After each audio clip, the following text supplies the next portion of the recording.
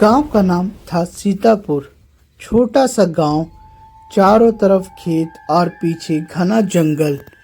उस जंगल में एक पुराना कुआं था जिसे लोग चांद वाला कुआं कहते हैं कि हर पूर्णिमा की रात वहाँ कुछ अजीब होता है। गांव में एक लड़की थी, आर्या। वह बहुत शांत और समझदार थी, लेकिन उसकी आंखों में हमेशा एक खालीपन रहता था। कारण था उसकी माँ का देहांत। माँ के जाने के बाद उसका पिता भी बदल गया था। घर में बस चुप्पी रहती थी। आर्या को अकेलापन बहुत खाता था। गांव के बच्चे उसे ज्यादा बात नहीं करते थे। लोग कहते थे वो अजीब है, क्योंकि वो अक्सर अकेले जंगल की तरफ चली जाती थी। एक रात जब चांद पूरा गोल था, आर्या चुपचाप घर से निकल गई। वो सीधा उसी पुराने कुएं के पास पहुंची। हवा में अजीब सी ठंडक थी। उसने देखा कि अगल बगल कोई नहीं। अचानक उसे लगा जैसे किसी ने उसका नाम पुकारा, आर्या। वो डर गई। चारों तरफ देखा, कोई नहीं था। फिर वही आवाज, इस बार थोड़ी साफ, डर मत, मैं तुम्हें नुकसान नहीं पहुंचाऊंगी। कुएं के पास पीपल का पेड़ था। उसी के सामने एक परछाई खड़ी थी। सफेद कपड़ा, लंबे खुले बाल, पर उसका चेहरा डरावना नहीं था। उसकी आंखों में दर्द था। आर्या कांपते हुए बोली, तुम कौन हो? परछाई धीरे धीरे सामने आई। लोग मुझे चुड़ैल कहते हैं। आर्या का दिल तेजी से धड़कने लगा, लेकिन मैं हमेशा से ऐसी नहीं थी। उसने अपना नाम बताया, मीरा। सालों पहले मीरा भी इसी गांव की लड़की थी। वे हंसमुख थी, सपने देखती थी, लेकिन गांव के कुछ लोगों ने उस पर झूठा आरोप लगाया कि वो टोना टोटका करती है। किसी की फसल खराब हुई, किसी का बच्चा बीमार पड़ा, और सारा दोष मीरा पर डाल दिया गया। एक रात भीड़ ने उसे इसी कुएं के पास घेर लिया। वो चिल्लाती रही कि वह निर्दोष है, लेकिन किसी ने नहीं सुना। डर और अपमान से भरे मीरा ने उसी कुएं में छलांग लगा दी। उस दिन से लोग कहते हैं उसकी आत्मा वहीं भटकती है। आर्या को अजीब लगा। वो डरने के बजाय मीरा के दर्द को महसूस कर रही थी।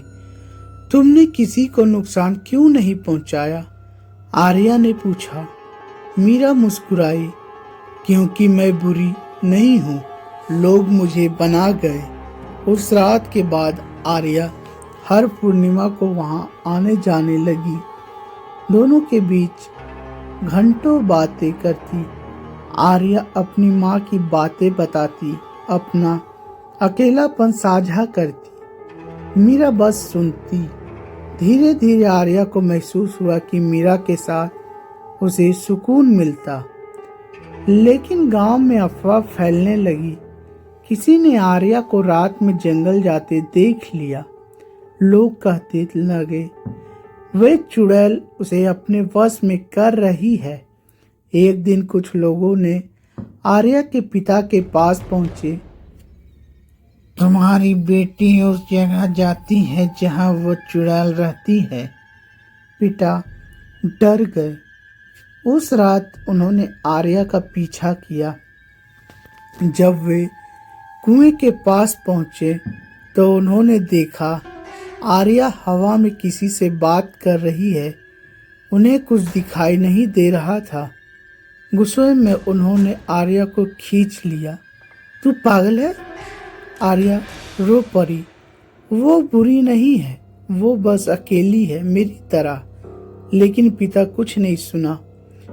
गांव वालों ने फैसला किया कि उस जगह को जला दिया जाए, पीपल का पेड़ काट दिया जाए।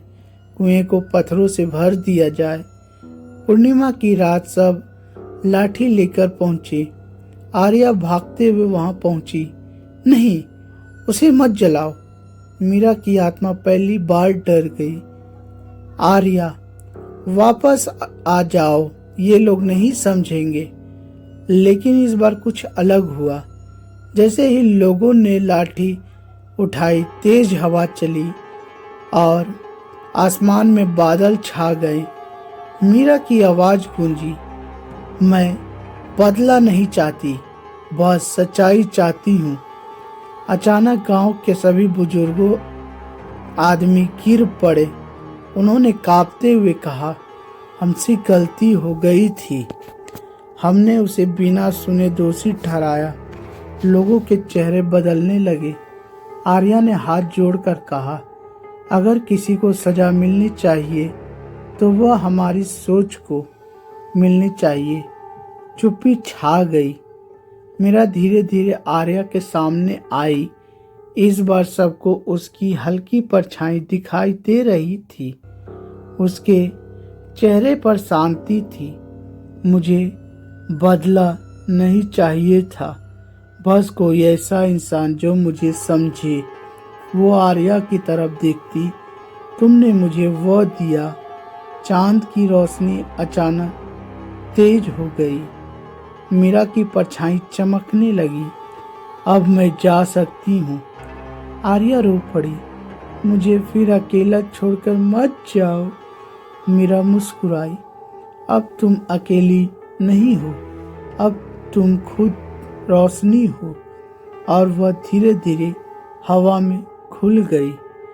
1 साल बाद कुआं अब साफ है। वहाँ एक छोटा सा दीपक हर पूर्णिमा को जलाया जाता है।